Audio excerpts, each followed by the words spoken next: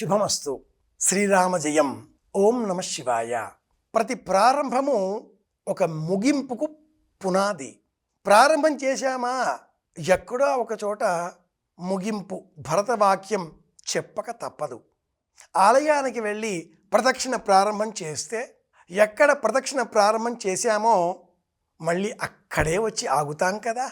ఒక పరీక్ష కోసం మనం చదవడం ప్రారంభం చేస్తే ప్రారంభం చేసిన ఆ చదువు మొదటి రోజు ఉత్సాహం, ఒక సంవత్సర కాలం పరిపూర్ణం అయ్యేసరికి పరీక్ష వ్రాయడం, ఫలితాలు వెల్లడి కావడం, పట్టా కాగితం మనకు అందడం, పరిపూర్ణం అయిపోయింది అని చెప్పడం.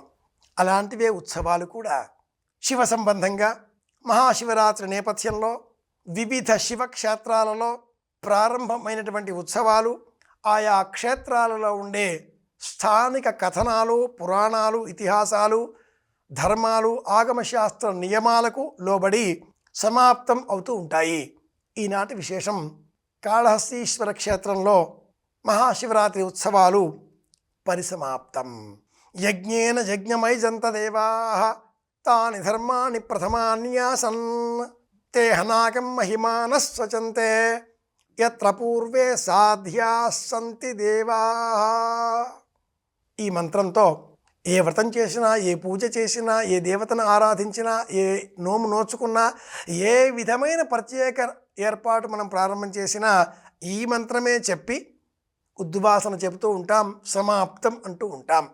అలాగే ఈ మంత్రంతో పాటుగా గచ్చ గచ్చ సురశ్రేష్ఠ స్వస్థాన పరమేశ్వర ఎత్ర బ్రహ్మాదో దేవ తత్ర గచ్చ పరమేశ్వర అని కూడా పంపిస్తూ ఉంటాం.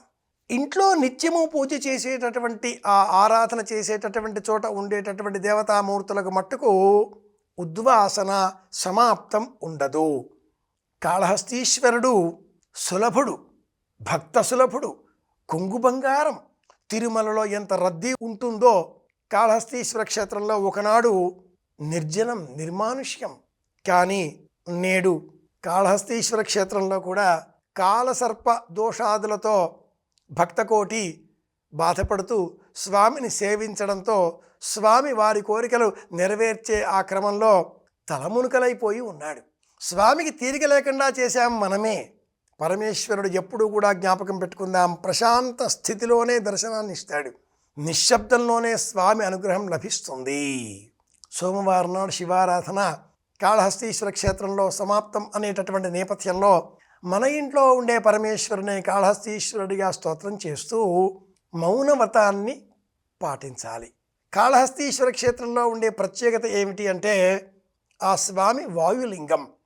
గాలి వీచేటటువంటి కదలికలకు అనుకూలంగా ఆలయం గర్భాలయంలో ఉండేటటువంటి దీపం కదులుతూ ఉంటుంది.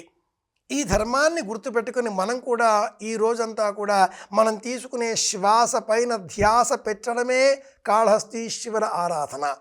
ఇదే నిజమైన శివారాధన. శివుడు యోగీశ్వరేశ్వరుడు. శివారాధన అంటే మన శ్వాస పైన ధ్యాస పెట్టడమే శివారాధన. శ్వాస తీసుకోవడం, శ్వాస వదలడం. ఒక సెకనులో అంతకంటే తక్కువ సమయాన్ని కేటాయిస్తూ నిమిషములకు 72 సార్లు గుండె కొట్టుకునే వేగం ఉంటుంది.